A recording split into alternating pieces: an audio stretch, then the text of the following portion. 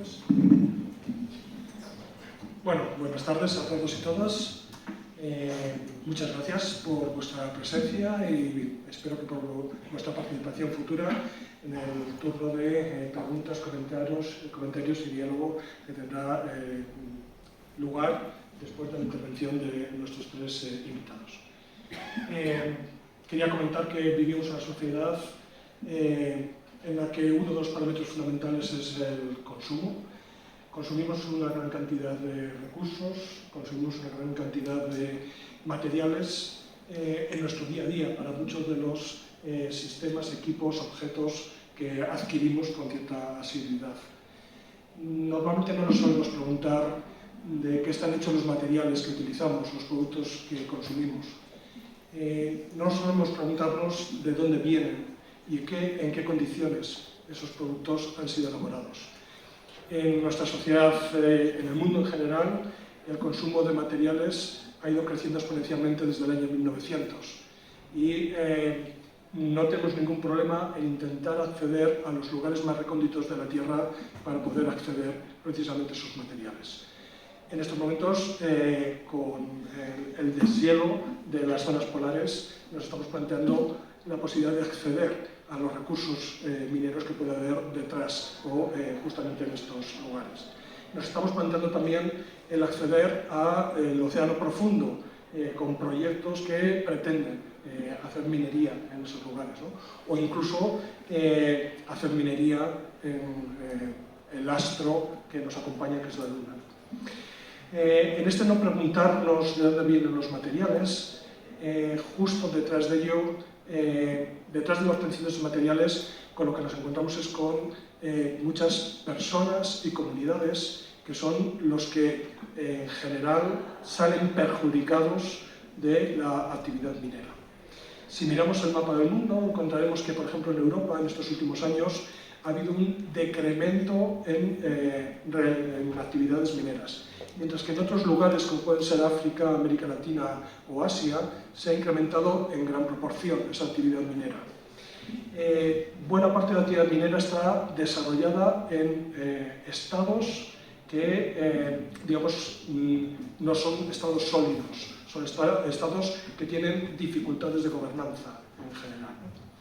Bien, precisamente para entender y para comprender los rostros que están detrás de estas actividades mineras, en algunos casos los denominamos, algunas zonas las denominamos zonas sacrificadas, porque no tenemos ningún problema en sacrificar esas zonas para poder aprovecharnos en este caso de estos recursos. Precisamente para poner un poco esos rostros, para conocer esos rostros, tenemos la suerte de contar con nosotros pues, a tres miembros de esta segunda caravana por la ecología integral, que bajo el título de Minería, Defensa de la Vida y Justicia Intergeneracional nos acompañan hoy y bueno, pues, van a poner voz y nos van a relatar un poco todas estas circunstancias. Bueno, tengo el placer de presentaros a estas tres personas. En primer lugar, aquí, justo a mi izquierda, tenemos a Guilherme Cavalli. Él es de Brasil, estudió Filosofía y Periodismo con un máster en Comunicación y estudios de posgrado en Derechos Humanos, Responsabilidad Social y Ciudadanía Global. Ha trabajado en la formación de jóvenes en las obras misionales pontificias en Brasil. Posteriormente estuvo en el servicio del Consejo Misionero Indígena, organismo de la Conferencia Episcopal Brasileña que trabaja con comunidades indígenas desde hace 50 años. Actualmente forma parte del equipo de la red Iglesias y Minería en la coordinación de la campaña de desinversión en minería. En el centro tenemos a Monseñor Noel Londoño, es obispo de la diócesis de Jericó en Colombia, ha estudiado teología en las universidades de Berkeley y de Washington, fue coordinador de la Conferencia Redentorista de América Latina, ha sido presidente de la Federación de Santuarios de Colombia y miembro del equipo asesor de la Conferencia Episcopal Latinoamericana. Desde hace varios años se ha hecho eco de las voces de agricultores, campesinos, familias y comunidades que le dicen no a la minería.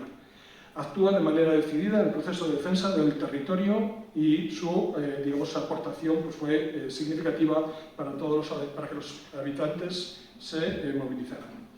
Y justo en la posición más alejada pues, está Valentina Vidal. que viene de Argentina, es trabajadora social y misionera claretiana. Vive actualmente en la Patagonia, Argentina, desde donde participa en la Asamblea en Defensa del Agua y el Territorio. Trabaja en Cáritas Argentina, en el área de respuesta alimentaria y desarrollo comunitario, en convenio con el Ministerio de Desarrollo Social de la Nación. Bien, la idea de esta segunda parte es, en primer lugar, ellos nos van a exponer, nos van a contar digamos, lo que estamos diciendo, y posteriormente pues, tendremos un rato, espero que pues, muy fructífero, de diálogo y de, bueno, pues, de preguntas para pues, que ellos nos puedan responder las preguntas que tengamos. Cuando quieras.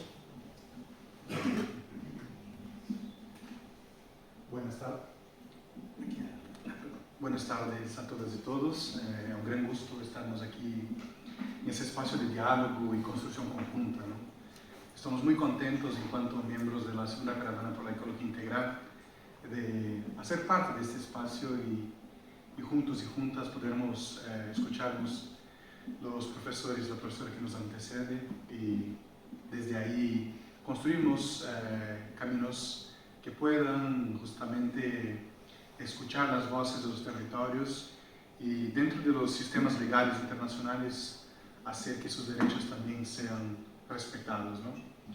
Nosotros somos miembros de la Red de Iglesias y Minería, una organización que trabaja con la sociedad civil y las organizaciones eclesiales en Latinoamérica.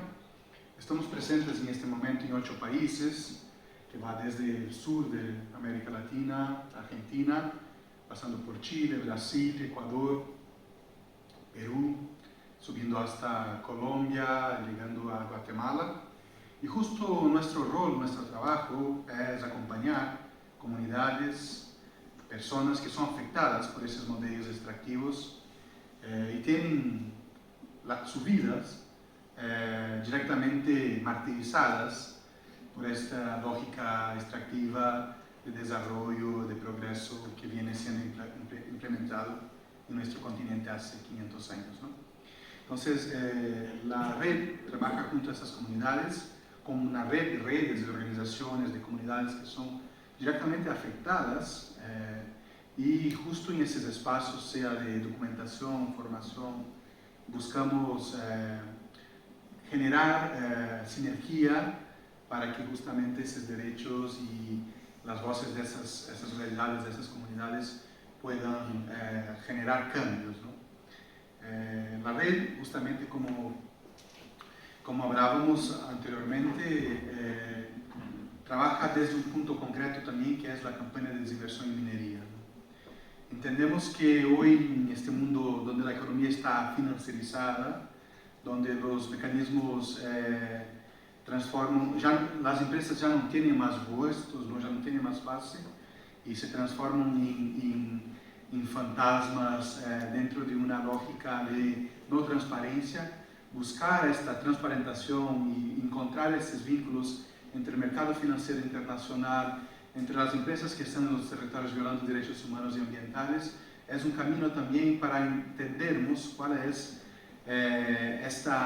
quién está impulsando este modelo, ¿no?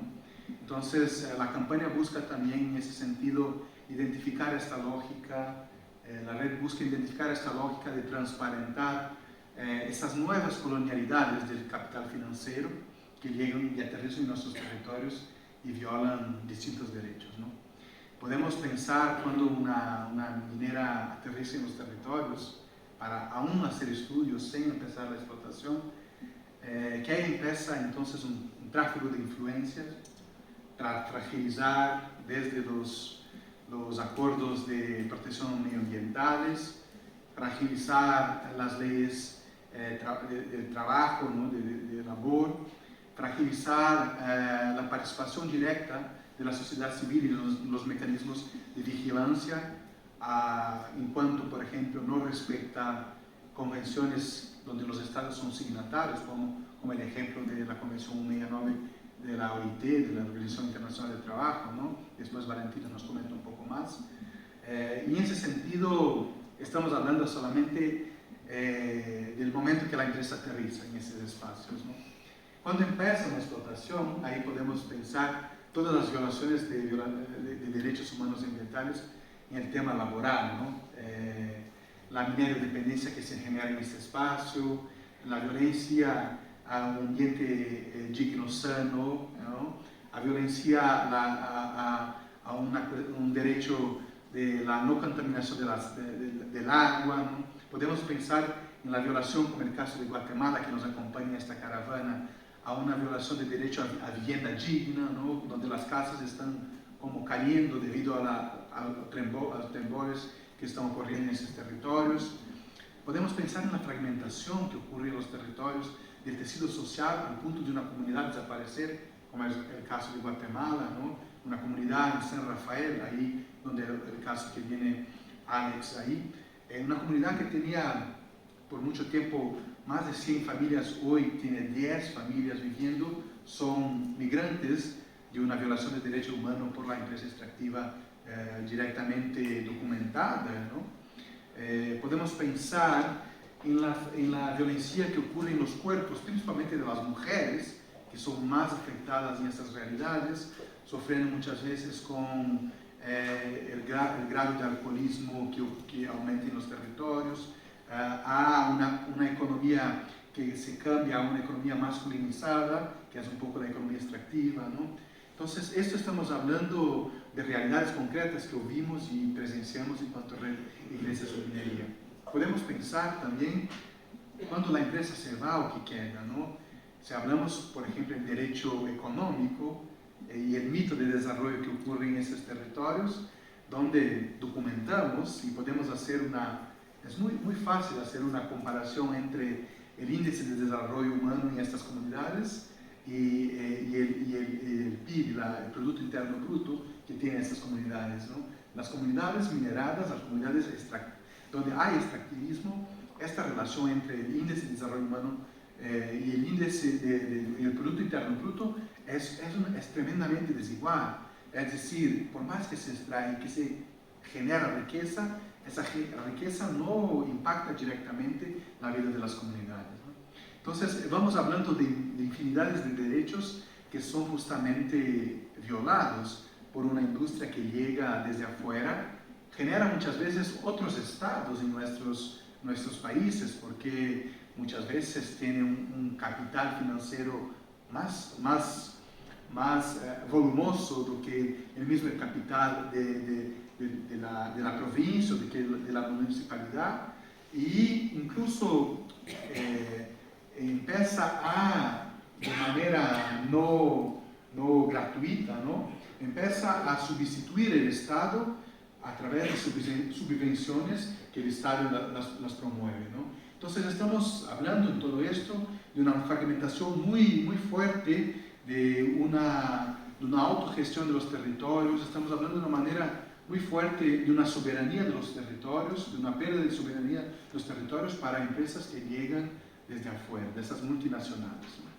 Es interesante, y ahí hago un poco esta vinculación directa con la campaña que llamamos para la diversión en minería a través de las universidades, de las congregaciones religiosas, las iglesias, los organismos de la sociedad civil, porque entendemos que el capital financiero internacional, y ahí nos sostenemos en un estudio de la Universidad de Zurich, ¿no? Que hizo un mapeo de las 5.000 empresas y ha identificado que esas 5.000 empresas, las mayores empresas del mundo, ha identificado que 147 grupos financieros controlan esas 5.000 empresas, ¿no?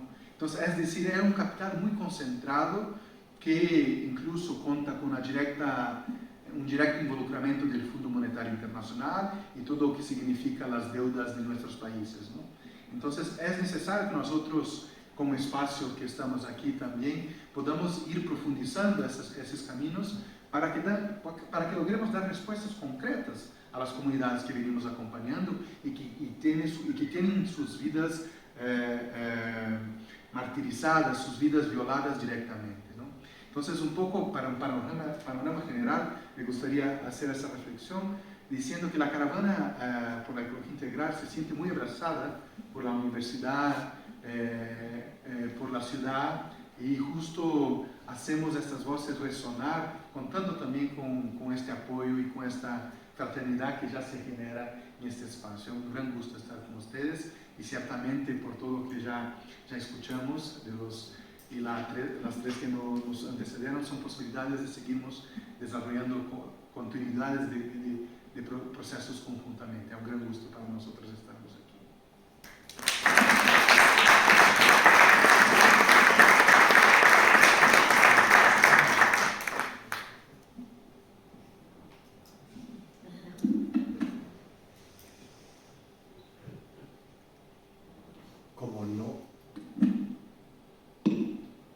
Como no existe, pienso yo, el español, hablo castellano.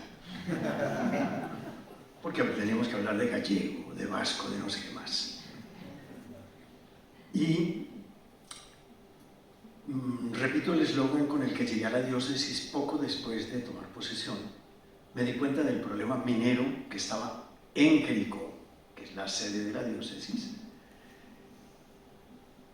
Minería sí, pero no así, ni aquí.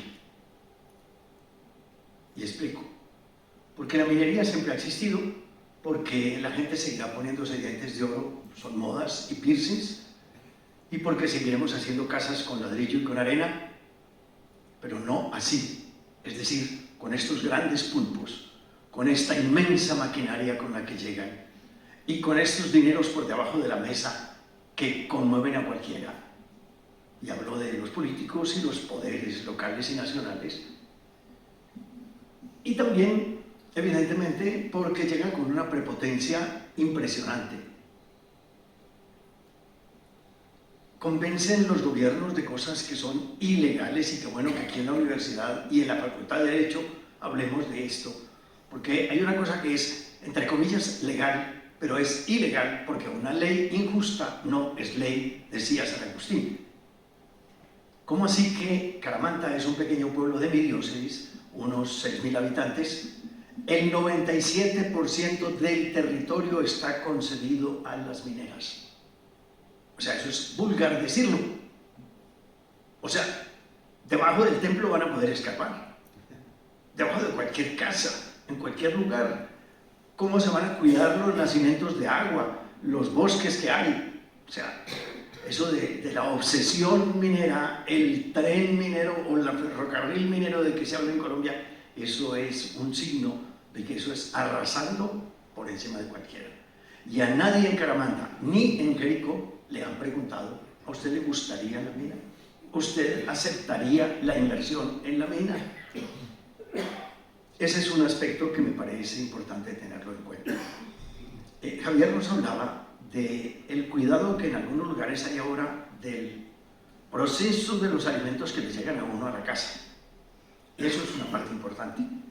Pero yo desde allá me pregunto, el proceso de las inversiones de los dineros en las grandes empresas mineras. Yo me compro una botella de vino, de vez en cuando tomo vino porque me encanta, y en especial el vino español, pero miro inmediatamente el DOC.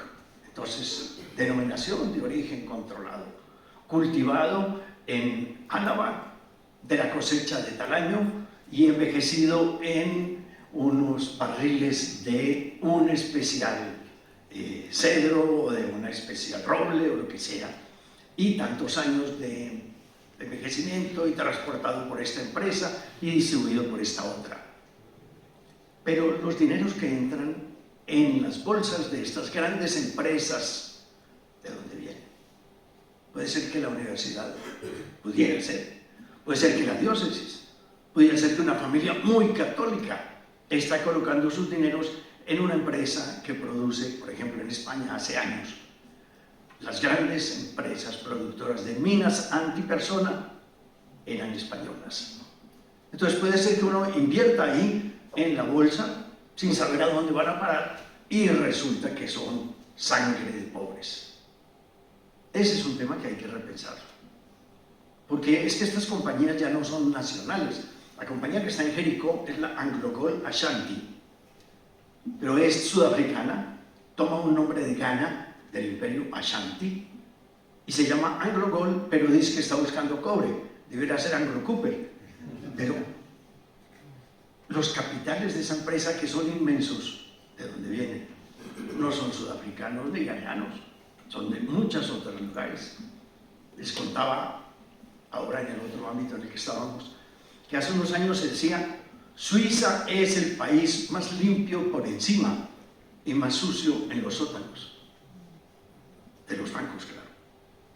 O sea, esos dineros, ese flujo de caudales, por dónde se mueve, cómo se lucran mejor, cómo se invierten, y muy probablemente muchas de esas cosas van a parar a estas grandes empresas depredadoras. Entonces habría que hacer como un estudio de para atrás y decir: un momentico, ¿esto cómo está funcionando? Para que se avergüencen de decir: estamos con un proyecto lindo. La empresa que está en la cabecera de la diócesis lleva 20 años de exploración, cuando por ley a los 3 años debía pasar a explotación, o máximo a los 7, lleva 20. Pero me dicen que probablemente la gran explotación económica que hacen es en las bolsas de valores internacionales. O sea, no les interesa escarbar la montaña, sino escarbar en los bancos, en las empresas que mueven caudales, que llevan 20 años ahí diciendo: no es una mina, es un distrito minero, serán 5 minas y nos vamos a llenar todos de dinero, todos de lucro, invierta, ponga aquí sus caudales. Entonces, estamos hablando de hidras, de pulpos, y es muy complejo eso. Querían decirles también, con esto concluyo por ahora, que nosotros no traemos una cartilla, como decir: usted va a hablar de esto y usted tiene que decir esto, no. Simplemente nos invitaron a participar porque estamos sufriendo en carne propia el contexto en el que esto se mueve. Y segundo, no venimos con un proyecto del territorio. O sea, yo no vengo con un proyecto de Jericó a decir: invirtamos en esto, hagamos esto, o denos una asesoría en esto. No, venimos representando todos los contextos de América Latina que sufren de esta situación. Muchas gracias.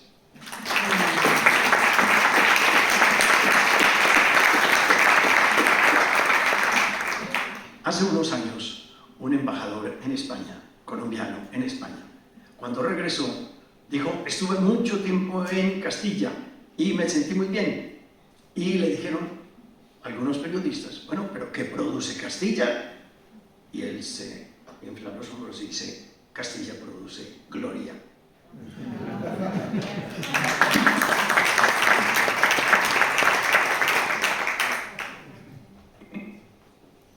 Bueno, buenas tardes a todos y a todas. Bueno, un poco ya nos presentaron, pero mi nombre es Valentina, vengo de Argentina. Hace ya 2 años que estoy viviendo en la Patagonia, junto al pueblo mapuche. Llegué como misionera claretiana y bueno, ahora estoy desarrollando mi proyecto de vida en el territorio, en el que tenemos múltiples proyectos extractivos, pero vengo a compartirles 2 experiencias concretas. Una tiene que ver con reivindicar los derechos humanos indígenas de los pueblos mapuches, del pueblo mapuche en particular de la provincia de Río Negro, que es en la que estoy viviendo yo. Y por otro lado, contarles qué está sucediendo en el norte del país con la transición energética, que seguramente han escuchado hablar ya hace un tiempo, ¿no? De antemano pido disculpas por la falta por ahí de términos y categorías en materia jurídica y legal, pero bueno, les iré contando un poco cómo es el proceso que van sufriendo las comunidades y todos los habitantes que tienen proyectos extractivos cerca y que conviven con ellos. Bueno, en la Patagonia nosotros tenemos la certeza de que las empresas multinacionales en convenio también, ¿no? Y en complicidad con los gobiernos, que son los que ceden los territorios sin permiso de las comunidades,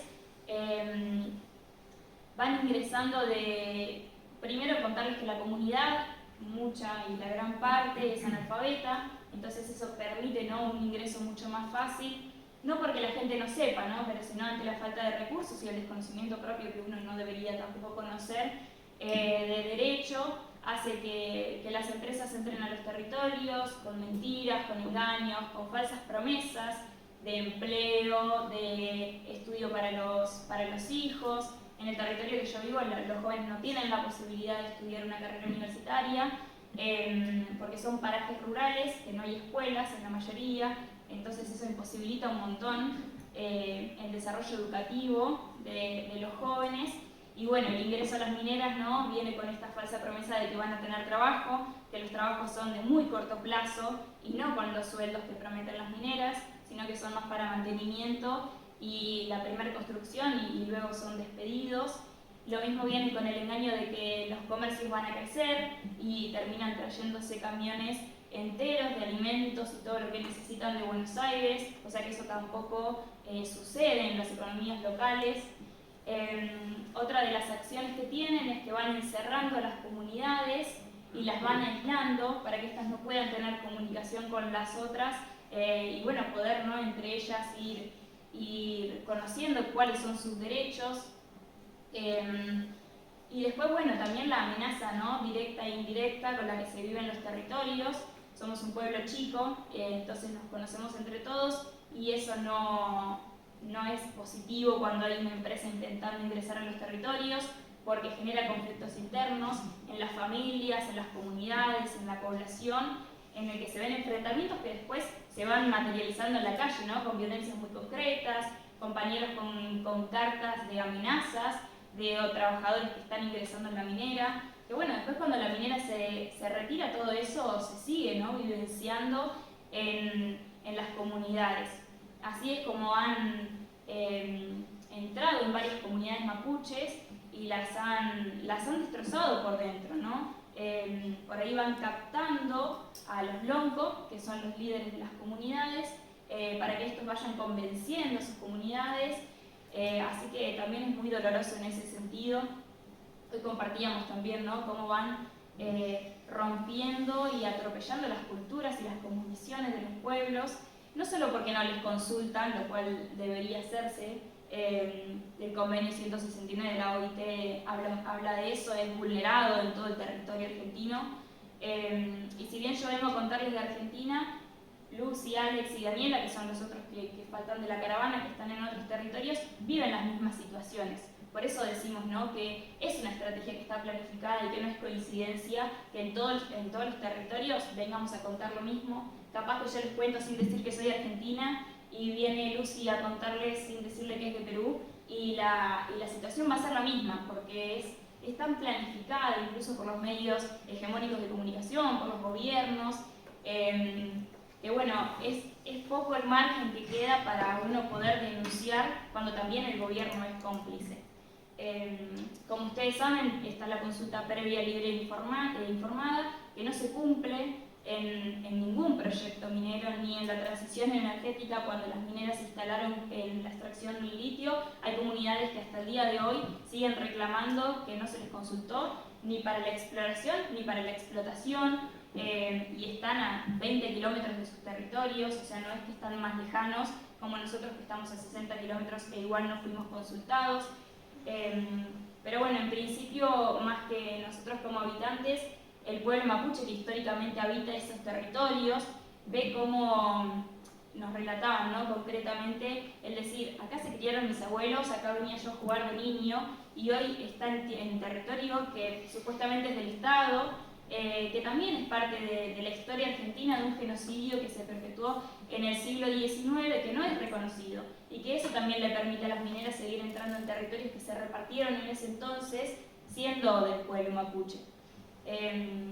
Y también, no solo con la minera, ¿no?, pero con todo el proyecto y el modelo extractivista, hay otros avances, como un oleoducto que se está construyendo, que pasa por 3 provincias y que quieren crear un puerto petrolero en el Golfo San Matías.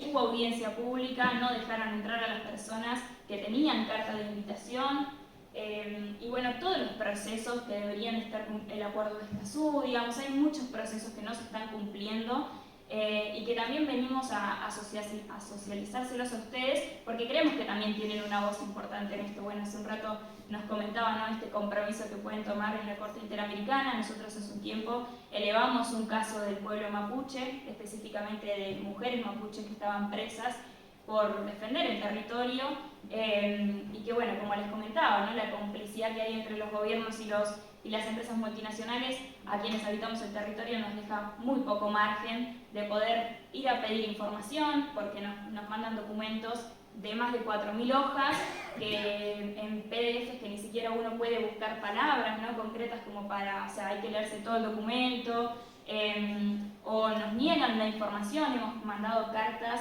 a la Secretaría de Ambiente y Minería pidiendo información sobre los cateos, información sobre el accionar, y se nos niega, se nos dice que no están los documentos cuando sabemos que en realidad sí. Bueno, las empresas vienen a dar conferencias utilizando términos y categorías que claramente la gente no entiende, y ahí también eso está planificado. Y ni hablar del silencio que hay en la utilización del agua, que para nosotros es un tema súper importante, sobre todo porque la extracción del litio está ubicada en humedales y en las salinas grandes, que son represas que hoy colaboran al ecosistema y al sostenimiento de la biodiversidad, y que sabemos que el calentamiento global, si bien se puede generar en algún espacio o la vulneración del ambiente, eso replica de manera global, no solamente donde se está atropellando el ecosistema. Así que, bueno, con eso un poco para poder dejar a preguntas, pero bueno, son muchos los procesos legales que creíamos tener a favor, y finalmente el Estado se está encargando de atropellarlos, vulnerarlos y, bueno, reprimir. En la Argentina han visto hace poco en Jujuy, con Morales, que ha cambiado la reforma constitucional para que las mineras puedan acceder a los territorios de las comunidades. Hubo una manifestación muy grande que todavía se sostiene, y de mucha represión, y hace muy poco en la Patagonia con toda la cuestión del oleoducto.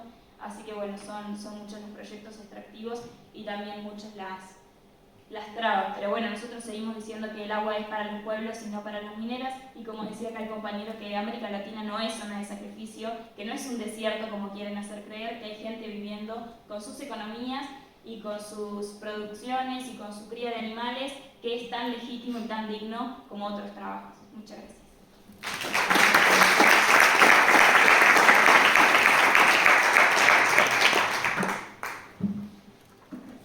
Bueno, pues después de haber oído esta primera introducción a pues un poco lo que se está viviendo allí, en los territorios, en los cuerpos, en las comunidades, abrimos un turno de preguntas diálogo, ¿de acuerdo? Entonces, yo quizás un poco por arrancar con el proceso de diálogo, a mí me gustaría que comentarais,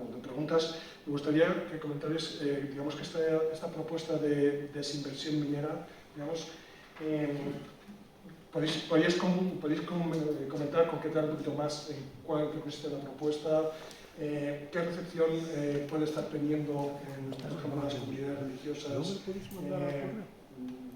etcétera, a la que va dirigida. Muchas gracias. Sí, entendemos que, como han expuesto los compañeros que nos antecedieron, esas violaciones de derechos humanos ambientales se sostienen desde una lógica de desarrollo, ¿no? La pregunta que hacemos es: ¿desarrollo para quién, no? Porque nuestros pueblos muchas veces están con esta promesa hace como séculos, ¿no? Y la campaña de desinversión en minería justamente intenta buscar transparentar esta lógica de promesa de desarrollo, tanto revisando las inversiones que llegan y que posibilitan esos proyectos extractivos en los territorios, transparentando dónde viene, para dónde va, ¿no?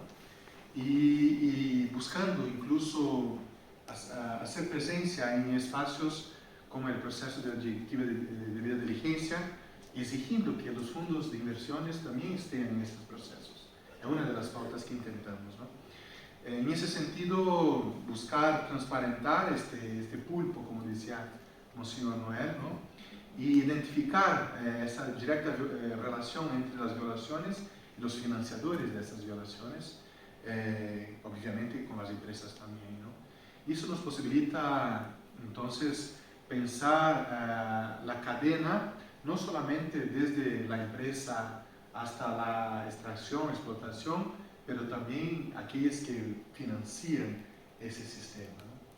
Y ahí entonces llamar una actitud muy concreta, ahora principalmente a universidades, a congregaciones religiosas, a iglesias, a sociedad civil, donde creemos que tiene un poco aún mantiene un poco esta legitimidad moral para hacer los cambios que exigimos, ¿no?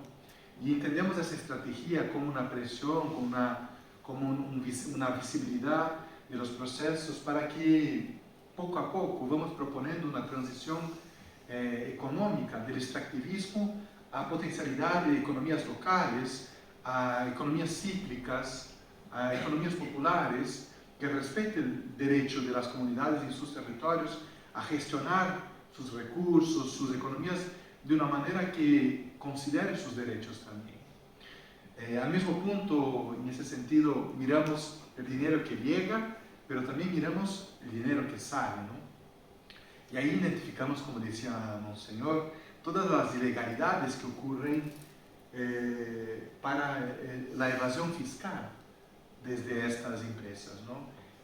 Vale, la más grande empresa extractiva minera de Brasil, una de las más grandes del mundo, fue condenada hace como 3-4 años por una estrategia de vender para una subsidiaria suya el precio del minero muy abajo y comprar nuevamente desde los paraísos fiscales, ¿no? Entonces, esas estrategias que utilizan las empresas van justo desmistificando esta lógica que la empresa propone a los territorios de desarrollo, porque es decir, vos está no transparentando su flujo financiero para evasión fiscal, no pagar impuestos, y ahí viene con una lógica de desarrollo para las comunidades. ¿Dónde está la incoherencia, no? Entonces, justo en esos procesos con las comunidades, intentar aportar desde espacios de formación, desde espacios de documentos que puedan contribuir con esas comunidades para identificar este entrelazar del sistema financiero internacional, de ese sistema capitalista neoliberal explotatorio, extractivista, ¿no? Y así responsabilizar delante de los espacios internacionales esas empresas también por estas violaciones y esas prácticas de no transparentar su manera de trabajar, ¿no?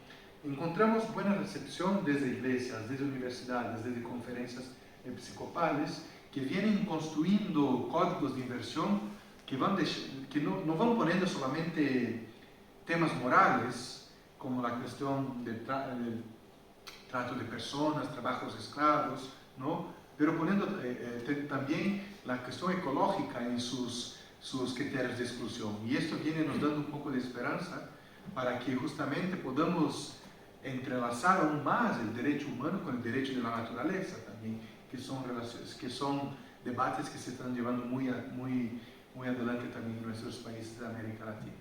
Un poco en este camino vamos intentando construir espacios de reflexión, de incidencia, de contribución también desde el norte global. ¿Preguntas? ¿Comentarios? Mónica. Hay que hacer 3 comentarios. El primero es que sea un tipo de relación entre la llegada de empresas extractivistas y grupos armados que aparezcan o que se potencien en la zona. El segundo es más una valoración vuestra, cómo puede ser que toda la estructura jurídica se ponga al servicio del poder y no de la justicia, ¿no? Con letras mayúsculas. Y la tercera es un comentario, me sorprende que no hayáis nombrado ninguna empresa, porque creo que también es importante ponerles nombres, porque si no parece que es que fíjate aquí lo que pasa, pues que a lo mejor es contrario. Entonces, a veces también es bueno esa denuncia, ¿no? A ver si me acuerdo de las 3 preguntas. Pero empiezo por la última. Bueno, yo sí mencioné Anglo Ashanti en Jericó. Me pregunto por qué no ha cambiado el nombre en Anglo Cooper, dado que está escarbando, dice que es buscando cobre. Y los nombres son lo de menos porque ellos cambian de nombre con mucha facilidad, tanto que incluso ahí hablan de Quebradona, que es el territorio local, la vereda, digamos el caserío, lo llaman ahora Minería Quebradona.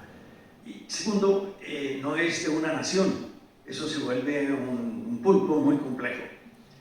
Bien, el tema jurídico es un tema realmente muy triste y por eso es muy bueno encontrar aquí el apoyo de la universidad. ¿Por qué? Por ejemplo, el estatuto minero, o sea, la ley minera de Colombia, es vulgar, mal hecha. ¿Quién la hizo? las empresas mineras de Canadá. Ellos fueron los asesores. Y el presidente de Colombia que la firmó, pues no ha pasado por ninguna universidad seria. Entonces uno dice, ¿cómo así que eso está así? Dice, por ejemplo, se han de consultar los indígenas y los afros en caso de que hubiera algún conflicto para hacer una minera. Pero no le preguntan a campesinos que llevan 150 años viviendo en un territorio. O sea, eso realmente es injusto.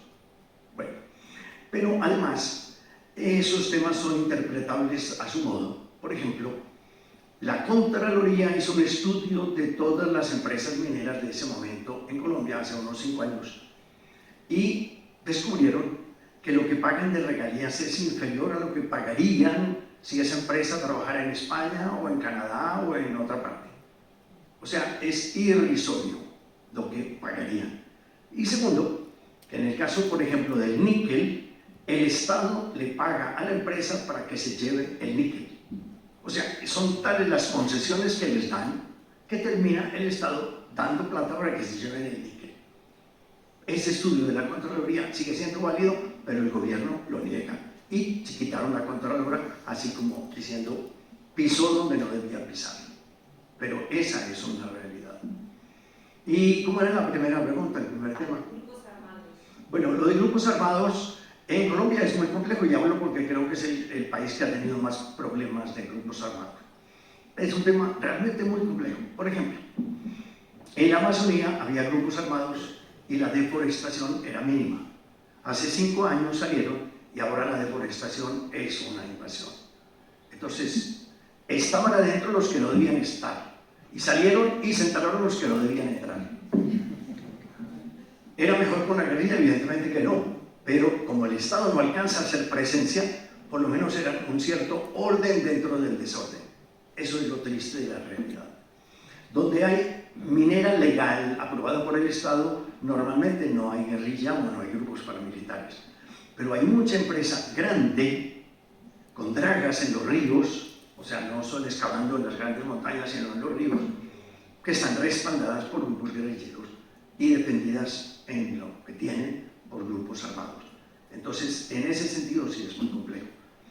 Allá tenemos una realidad muy triste, que es la zona del Chocó, que es realmente tremendo porque el río San Juan, que es el río más grande, y el río Atrato, que son los dos grandes ríos del Chocó, están invadidos de dragas, revolcando el lecho del río para hacer en pocas semanas lo que los campesinos hacían en 100 años, que era el mariqueo y el buscar, y estas empresas lo hacen inmensamente.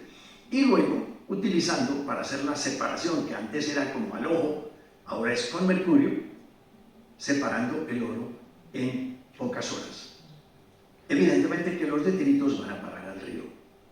Nunca coman pescado de río del Chocó, porque todas las personas del Chocó, al menos el 80%, tienen en el cuerpo más mercurio que el permitido por la OMS.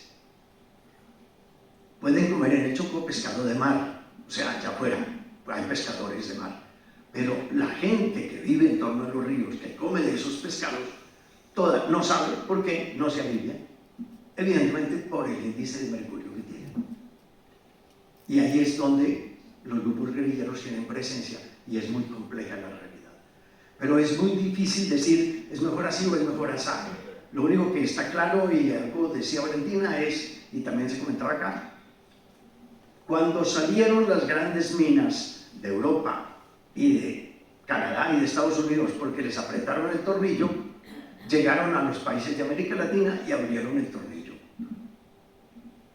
Y segundo, cuando estos grupos guerrilleros hacen presencia, pues buscan es apoyar al que les va a dar más plata y al que no sé qué, y el Estado no alcanza a tener presencia en todo lugar. Yo a los gobernadores, a los políticos les he dicho, la única realidad que está a centímetro cuadrado en el territorio colombiano es la Iglesia Católica. En muchos pueblos hay cura, no hay juez, no hay alcalde, no hay policía, no hay nadie. Entonces es una realidad muy compleja de la extensión del territorio, de las distancias, de la parte que es selvática, la parte que es montañosa, o sea, realmente es muy complejo. Por eso yo nunca me lanzaría presidente, porque no es posible gobernar un país así tan complejo. Pero yo sí creo que tienen que tener la capacidad para dejarse ayudar y pensar en esquemas de gobierno que abarquen todo el territorio. Porque decir que gobiernan el país, están gobernando pues las grandes ciudades, que son las que mueven más como la economía visible, pero esas otras economías invisibles realmente no tienen control ninguno. A mí me gustaría hacer un pequeño sobre la cuestión de grupos armados con la minería desde Brasil, ¿no? En los últimos 4 años se percibe una transición de las facciones criminosas para la Amazonía brasileña, colombiana y todo más, ¿no?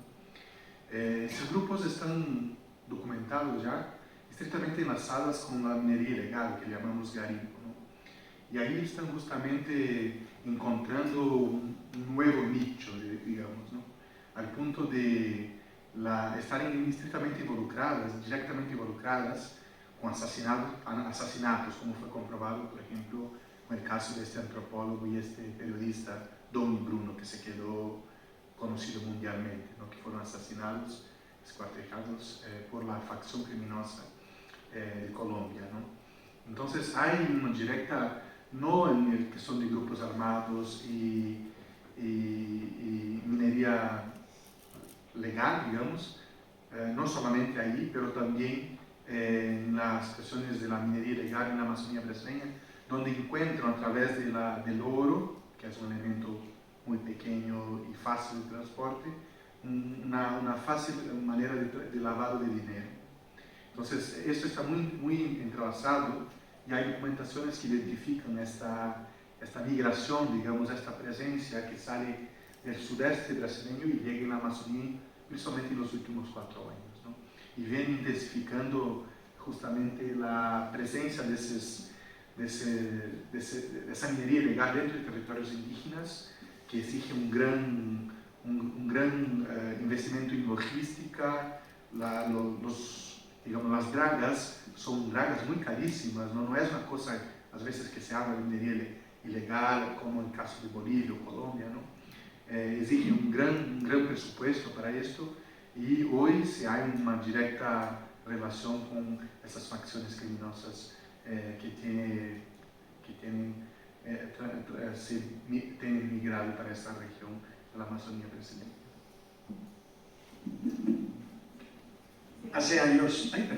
Hace años Pablo Escobar introdujo hipopótamos en Colombia y nadie da razón cómo entraron. Y los 4 que llegaron hoy son 97 que están atacando a los campesinos, que inconscientemente pues no son animales agresivos, pero son muy peligrosos cuando se sienten, digamos, atacados en su territorio. Pero la pregunta es cómo llegaron, y lo mismo es la pregunta, ¿cómo llegan a esos territorios? Unas dragas inmensas que son del tamaño de esta sala. O sea, ¿cómo llegan? Tiene que haber policía, políticos, alcaldes involucrados, porque no entraron por debajo de la puerta. Entonces,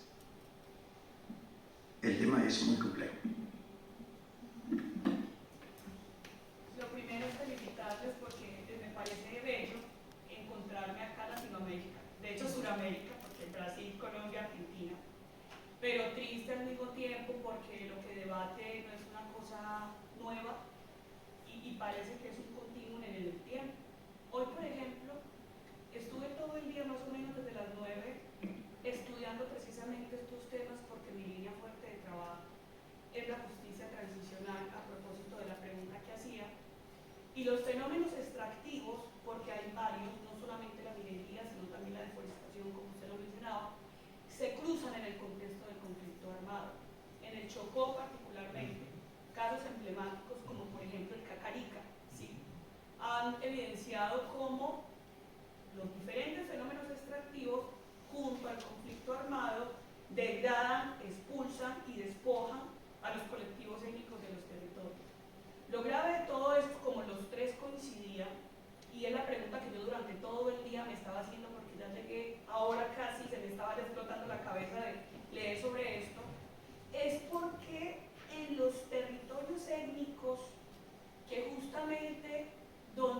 más han sido, o los que han sido históricamente excluidos hasta el día de hoy, es donde se generan estos fenómenos. Y la pregunta es simple: ¿por qué es allá donde hay ausencia de Estado, donde hay riquezas en recursos naturales, y ante la ausencia de Estado es donde es más fácil ir a usufructuar y luego despojar y dejar los territorios destruidos como si fuesen depósitos de basura? En Antioquia, al igual que en Jericó, creo que también en Segovia puede ser. O sea, hay ejemplos en Colombia, la Guajira, y si yo aquí me dedico a hablar de la Guajira, además del Chocó, usted me podrá corregir, le digo al auditorio, son los dos departamentos de mayoría primordialmente, en el Chocó indígena y afro, y en la Guajira indígena mayoritariamente, donde hay procesos extractivos. En la Guajira, carbón; en el Chocó, de recursos naturales varios, oro, o sea, deforestación, platino, muchísimo, y abunda. Y es la gravedad tal, por ejemplo, y yo pensaba, en Colombia pasan cosas únicas, tanto de buenas como de malas. De buenas, pensar que yo no he visto eso en el mundo, solamente lo he visto que lo ha hecho la Corte Constitucional, que se declare como sujeto de derecho a un río, porque es tan la gravedad que el fenómeno de la minería ha cambiado los cauces de los ríos, y como es tal la pobreza extrema que hay en estos territorios, que usted no me creería, en estos territorios las comunidades beben agua directamente del río. Y como el río está contaminado de mercurio por la minería ilegal, pues ¿cuál es la consecuencia inmediata? Como el padre nos decía, el que come pescado, y el pescado pues que comió, es como en la cadena alimenticia. Pues muchos niños, niñas indígenas han muerto en los territorios del Pacífico, en el Chocó puntualmente, pues porque se bebe agua directamente porque no hay agua potable. Entonces la dinámica es tan compleja, y aquí se cruza esto con digamos, las políticas de justicia transicional, y yo no soy petrista, pero por eso es que, me voy a atrever a decir, el gobierno actual tiene tantas, no sé por qué palabra utilizar, enemistades, porque estas políticas sociales riñen con la forma circular y tradicional en la que se ha estado el poder en Colombia. Entonces, esto para cerrar y decir que valoro mucho, o aprecio al menos yo como colombiana que estoy aquí, lo que ustedes están haciendo, porque muchos líderes, lideresas y defensores de derechos humanos han muerto en esto. Francia Márquez, la actual vicepresidenta, es un ejemplo, y hoy me veía recordando la toma, cómo caminó ella con más de 80 mujeres afrocolombianas, porque en su territorio había empresas extractivas mineras, y ella, para hacerse escuchar con otras más mujeres, se fueron caminando hasta el centro, hasta Bogotá, y ahí sí las escucharon. Pero otros y otras han muerto en el intento. Entonces agradezco esto, porque pues parece que nuestros países son ricos en recursos naturales, pero somos tan ignorantes que no lo vemos como una potencia de vida, que es el lema de Petro actualmente, pero sí lo vendemos para que foráneos lo destruyan y lo dejen como depósito de basura.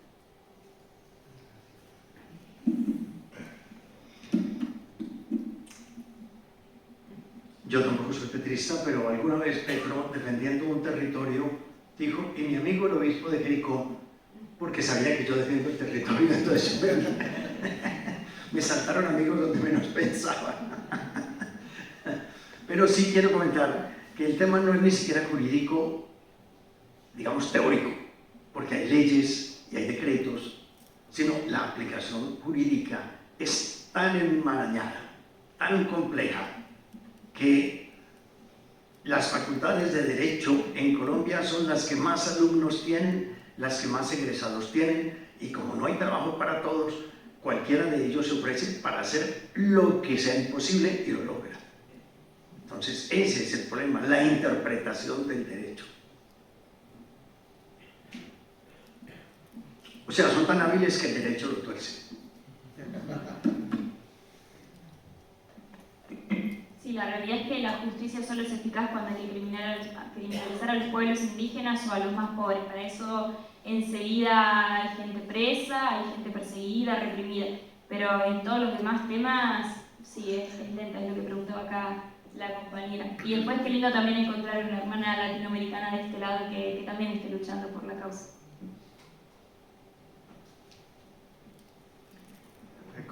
Tú comentaste un poco, solamente hacer un comentario, comentaste sobre la Guajira. Sí, creo que estaba lejos. Sobre la Guajira, hace como 20 días estuve con Mónica, una lideresa indígena de ahí, y ella me comentaba, nosotros ganamos todo, Corte Interamericana, ganamos todo de Glencore, ¿no? Pero sigue ahí explotando, sigue violando nuestros derechos, ¿no? Entonces, un poco esto, ¿no? Y ahí me gustaba mucho escuchar al profesor que me hacía recordar un poco que tanto la democracia contra el derecho humano se hace sobre vigilancia también, y es un poco por eso que estamos aquí, por eso nos encantó la posibilidad de seguir los procesos con la universidad, ¿no? Desde la vigilancia, desde la documentación, como el caso de La Guajira, que fue a Corte Interamericana, y ahí justo hice visibilidad, nosotros también, junto a nuestras comunidades, que logremos también esto, ¿no? Que logremos también escuchar los saberes ancestrales, las vivencias que sufren esos saberes, esas comunidades, y ahí quizá traducir para nuestro lenguaje occidental, ¿no? Y juntos y juntas sermos frente de defensa de esos derechos de esas comunidades. Entonces, como decía Valentina, es muy amigable, es una gran alegría encontrarte aquí, profesora, en estos espacios, y te abrazamos con toda tu resistencia y toda tu fuerza que sigue en esas universidades acá, en esos espacios aquí. Un gran gusto. Una pregunta, es una duda. Más bien tiene un cariz jurídico, pero también puede afectarlos en vuestros territorios. Desde luego en Europa creo que lo único que conozco es que Noruega, cuando encuentra petróleo, lo nacionaliza, ya lo hace público, no como ha pasado normalmente con otros recursos naturales, ¿no? Pero yo me pregunto, ¿se ha promovido en algún momento a nivel mundial, ¿no? A través de la ONU y tal, que los recursos naturales, no digo árboles plantados por un particular, pues evidentemente son frutos de... Pero cuando se habla de recursos naturales, léase minería, léase foresta, ¿no? Bosques y tal, se habla de una vez que esos recursos tienen que ser del Estado, tienen que ser públicos, que no pueden ser privatizados, porque además siempre ocurre el mismo esquema, que es un esquema capitalista o vamos a llamarlo del mercado, ¿no? Que es los beneficios se privatizan y todos los perjuicios se hacen públicos, o sea, se hacen... Es decir, ¿alguna vez se ha planteado a nivel de organismos internacionales que, oiga, que esto hay que promover, que sean los países, que sean los recursos naturales, digo, no los que sean de todos, que sean públicos? Nadie niega que son públicos, ni el Estado lo niega, pero el Estado los vende a los 15 días. Vende todos los derechos y les da todas las garantías. Cuando yo fui a la primera reunión en la zona de la mina, los mineros habían ocupado el espacio, todos los empleados de la mina, estaba lleno el salón, y yo llegué cuando vi, y los campesinos afuera, yo dije, lamento decirles que la reunión no se podía hacer aquí, la hacemos en el Potrero. Potrero es allá un campo al lado de la escuela donde se va a hacer la reunión, y la hicimos afuera. Y había unos 8 o 9 soldados del Gaula, que es el grupo del ejército que defiende contra secuestro, contra los grandes peligros, estaban ahí, evidentemente por 1 o 2 jefes de la empresa minera. Y yo tuve que empezar diciendo, y agradezco la presencia del Gaula, porque aquí el único en peligro de ser secuestrado soy yo. Así que gracias por estar aquí cuidándome. Y la gente aplaudió, evidentemente, porque era una manera de decirles, no sean hipócritas, ustedes están defendiendo de parte del Estado a un empresario o a 2 empresarios. Entonces, el Estado es comprable. Nadie niega que el subsuelo es del Estado, eso está por Constitución. Pero ese subsuelo es vendible. Y el que ofrezca como mejor postor puede ganarse. Sin condiciones que se le ponen, porque el estatuto minero es tan laxo y tan reinterpretable que permite hacer lo que se quiera. Entonces, yo creo que tendremos que, mientras no haya otro código minero en Colombia mucho más serio y mucho más claro, sin posibles interpretaciones ambiguas, estamos muy mal. Ahora estamos en esa lucha de que se cambie el código minero, porque si eso no se cambia, seguimos cojeando. Que eso solucione todo, no creo, pero por lo menos hay un instrumento legal firme de poder decir, un momentico, ¿para dónde va? Pero el principio, que es del Estado, está claro. Pero es un Estado tan maleable que es comprable. Entonces, y no podemos decir que sí porque son de derecha o porque son de izquierda, porque creo que la plata. Los romanos decían, no hay ciudad, por bien defendida que esté, que no caiga ante un ejército que llega con lanzas de oro.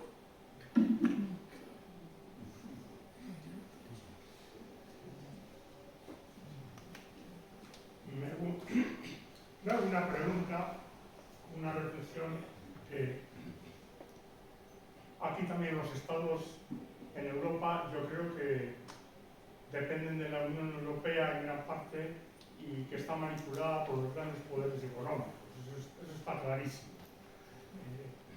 Entonces, ante toda esta situación en que para los poderes económicos, que son los que gobiernan el mundo, y que muchos de ellos son más poderosos que muchos estados, y que todos juntos dominan la Unión Europea, que en principio puede ser algo, entonces yo me pregunto, nuestra labor, nuestra esperanza, ¿dónde está? Porque para el dios oro, el dios dinero, no hay derechos humanos, no hay personas humanas, no hay dignidad, hay únicamente beneficio. Nuestra labor, que intentamos hacer como hormiguitas, pero se queda en hormiguitas. No pido respuestas, sino es una pregunta. Yo creo que sí me van a entender ya cuando diga, pues vámonos hormigas santanderiana. Porque las hormigas santanderianas son grandes, son comestibles en una zona de Colombia. Tanto que una hormiguita normal vio una hormiga santanderiana porque tienen un trasero impresionante y dice, mira aquella. Y la amiga le dice, tiene que tener un amante mafioso.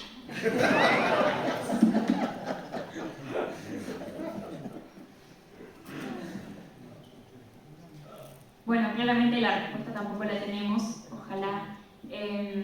Sí, lo que nosotros siempre decimos, ¿no? Esto de que el norte global se sostiene con el sufrimiento del sur global, también tiene que ver con empezar una reflexión en los pueblos del ritmo y los patrones de consumo que se tienen también en este lado del mundo, ¿no? Si bien sabemos que eso es un aporte muy chico con la gran transformación que se tiene que hacer para que nuestros territorios dejen de ser explotados y nuestros pueblos despojados de sus hogares, sí creemos que es un gran inicio y que ya no puede esperar que el norte empiece a plantearse, bueno, de dónde viene toda la calidad de vida que se tiene, ¿no? Un ejemplo muy pavo, pero que creo viene a traer todo esto, cuando estábamos haciendo entrevistas en Catamarca, que es una de las provincias que está afectada por la extracción del litio, decía ella y se preguntaba una mujer de una comunidad, ¿litio para qué y para quién? ¿No? Nosotros acá no tenemos luz, no tenemos agua, nos manejamos en bicicleta y estamos sacrificando todo nuestro territorio y sobre todo el agua, que la extracción del litio requiere muchísima cantidad de agua, para que los españoles puedan usar autos eléctricos, ¿no? Ese era su planteo, pero bueno, es simbólico el ejemplo, pero creo que si lo vamos desmenuzando, bueno, es esto, ¿no? La transición energética para este lado, para el norte es una cosa y para el sur es otra, y empezar a reflexionar sobre estas prácticas, yo creo que para Latinoamérica es esperanzador, porque si no la lucha solamente nace de nuestros territorios, pero sin un norte que sea aliado es imposible pensar en una salida esperanzadora y transformadora. Yo creo que no nos podemos poner como meta cambiarlo todo en 15 días. Hay que cambiar 1 centímetro cada día y esperar. Lo importante es no cambiar la dirección. Con las 4 piedritas del arroyo, David derribó a Goliat. Una curiosidad, simplemente, quienes trabajamos con bases de datos de responsabilidad social empresarial, tenemos puntuaciones de 30 o 40 ítems sobre los niveles de responsabilidad social a nivel internacional de muchísimas empresas, incluidas muchísimas medidas. Y también puntuaciones sobre controversias que generan esas empresas, ¿no? En los últimos estudios que hemos hecho, cuando clasificamos con técnicas cuantitativas de estadística multivariante o de econometría, encontramos que las empresas más irresponsables del mundo en el sector minero son chinas. Entonces me gustaría saber si están llegando ya a América Latina empresas chinas. Sí, en Catamarca y Jujuy las empresas que están extrayendo litio son chinas. Incluso con clases de chino para los pueblos, ¿no? Y es verdad, es verdad. Sí, y dominan todo el mercado de litio, ¿no? 90% del mercado de litio está dominado por China, ¿no? Entonces, era conocido como dragón de arzo, hoy es, no sé si cambiamos al dragón de litio, ¿no? Porque justamente la transición energética tiene dominio sobre la cuestión de las baterías, la producción de baterías, tiene China. Bueno, partiendo de la pregunta que se hacía aquí mi compañero, y también teniendo en cuenta lo que acaba de decir, que pasito a pasito se van dando cosas, yo creo que un punto importante que deberían de tener en cuenta de este lado del Atlántico es la educación. Yo creo que hay que educar a los niños en el sentido del decrecimiento. Yo lo oí un día que la solución para el precio de la luz no está en poner más plantas fotovoltaicas o eólicas, sino está en que hagamos un consumo responsable, porque con más plantas que pongamos no va a ser suficiente para abastecer el consumo que tenemos. Entonces yo creo que un punto importante y que deberían de tener en cuenta las instituciones, los gobiernos en este lado del Atlántico, pues es la educación, invertir más en educación y con programas que toquen este tema, porque si no, la educación está en Internet, consumo y estas empresas multinacionales, que también las hay, de comunicación, pues que invierten mucho para que nuestras generaciones pues se vean abocadas al consumo ese de fácil y de rápida respuesta, ¿no? Muy buena la pregunta, pero hace un tiempo, en una reunión que teníamos los obispos de Antioquia y Chocó con los políticos de la zona, los senadores y los representantes de la Cámara, se tocó el tema de educación. Y uno de estos políticos hablaba de la importancia de la educación, etc. Y esa semana habían ido a la cárcel el contralor departamental y el jefe de la 4ª Brigada, o sea, un alto militar. Yo pedí la palabra y dije, los dos que acaban de ir a la cárcel por ser ladrones de muchas cifras tienen 3 títulos cada uno. El problema no es la educación, sino los valores. Educación en valores. Y si no, la mentalidad no cambia. Porque si es para ser más hábiles en robar, pues evidentemente que mientras más títulos, mejor les va. Pues, a propósito de esa respuesta que ha dado, ahora digo yo, y dado que se trata de un obispo, ya viene a cuento. Quiero decir, ¿usted cree que el cristianismo en Europa, versión católica, ¿no? ha asumido, ha integrado el mensaje del Evangelio con las necesidades del planeta, las necesidades de respetar los derechos humanos en las compras que efectúen el consumo? Porque yo lo que estoy rodeado de gente que vamos a misa, que somos muy católicos y tal, pero luego nuestra vida real está totalmente alejada del compromiso, aunque sea un compromiso muy pequeño, diario, de pequeñas cosas, porque cada uno, bueno, invierte el dinero donde más le da, vive, consume como según le ofrece la pregunta. Bueno, me hace una pregunta a la que no tengo respuesta porque como no vivo en Europa no sé cómo responder. Me imagino que el Papa se cuida del plástico que usa porque ahora en los dicasterios de Roma dicen aquí no se usa plástico de un solo uso. Entonces me imagino que algo van mejorando, pero creo que es muy difícil realmente y eso es para largo. Decía un cura viejo, lo verán mis nietos. Solamente era, por el tiempo ya, si podríais explicar un poco, esta es la segunda caravana, habéis tenido una primera cuál es el proceso que se está viviendo desde Iglesia Ingeniería y cuál es el objetivo que tenéis, un poco relacionado con lo que decían aquí antes, el objetivo que tenéis en esta visita y qué es lo que pretendéis de alguna manera plantar, qué semilla queréis dejar en este recorrido que vais a hacer, porque no sé si se sabe todo lo que tenéis en agenda. Gracias, Fidel. Sí, nosotros empezamos justo por España este año, ¿no? Y empezamos hoy, en verdad, empezamos hoy por la mañana acá en Madrid y nuestros compañeros están en Santiago de Compostela, en la universidad de ahí también. Y de aquí vamos a España y vamos al Parlamento Europeo.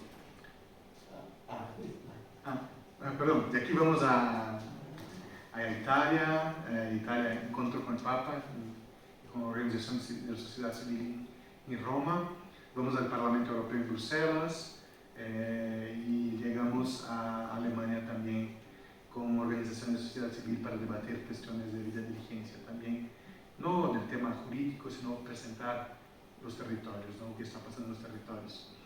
Y desde la primera experiencia que fue el año pasado, sentimos un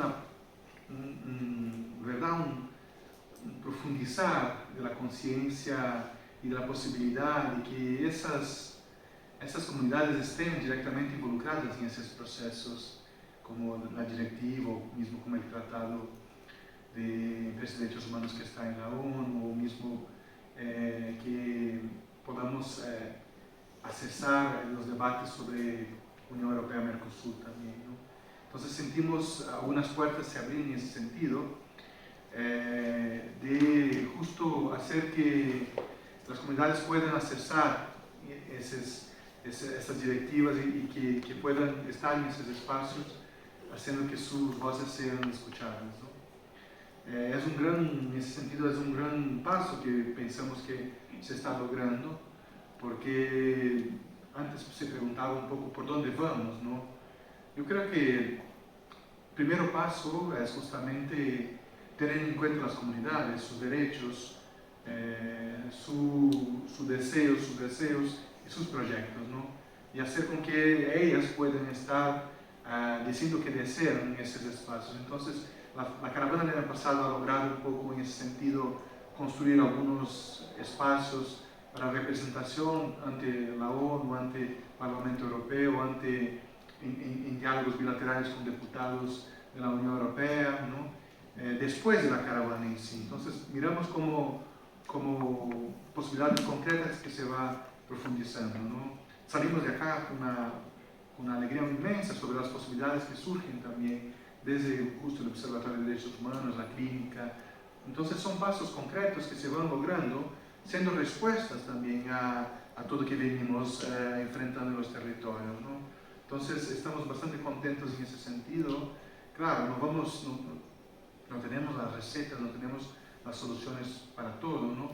Pero son semillas que se van plantando, se van cuidando para que se pueda justo germinar y cultivar esta árbol de los derechos humanos y del respeto de los derechos de las comunidades en esos espacios de esos organismos internacionales también.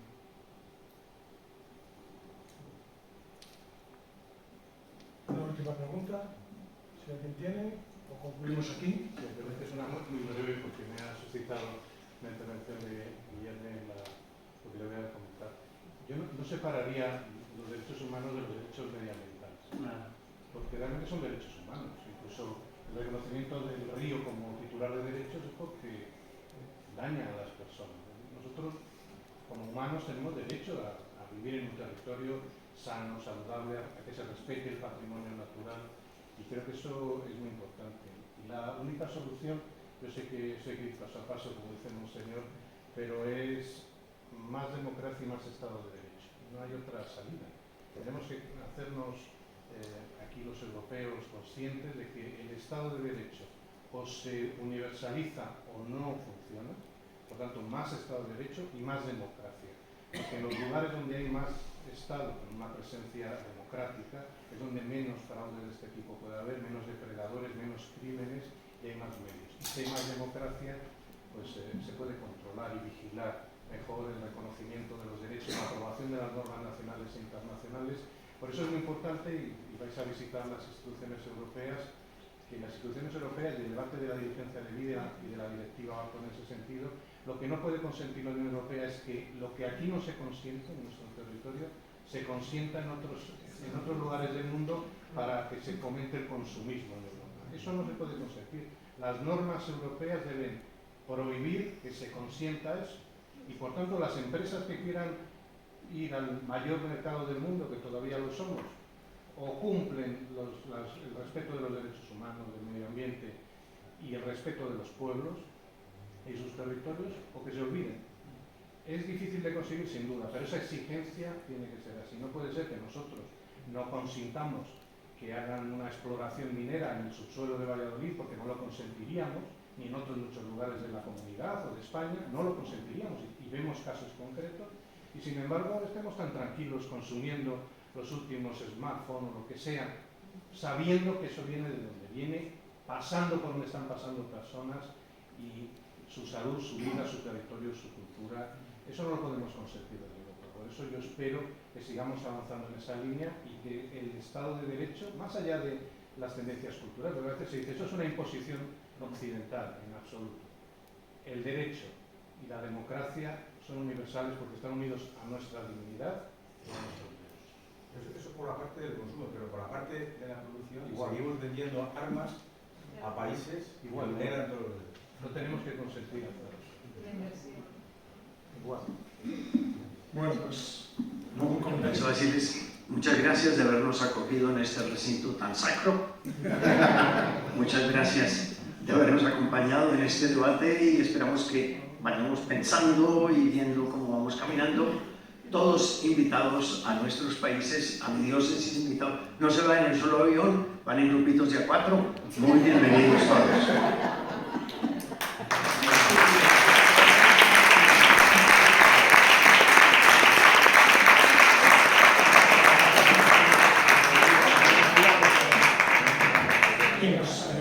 Muchas gracias a todos y todas por haber participado, por vuestra presencia, y sobre todo muchísimas gracias a vosotros por estar aquí, por venir a contarnos pues, qué es lo que está sucediendo pues, en vuestros territorios, en vuestras zonas, en vuestras comunidades, en vuestros pueblos y en vuestro medio ambiente.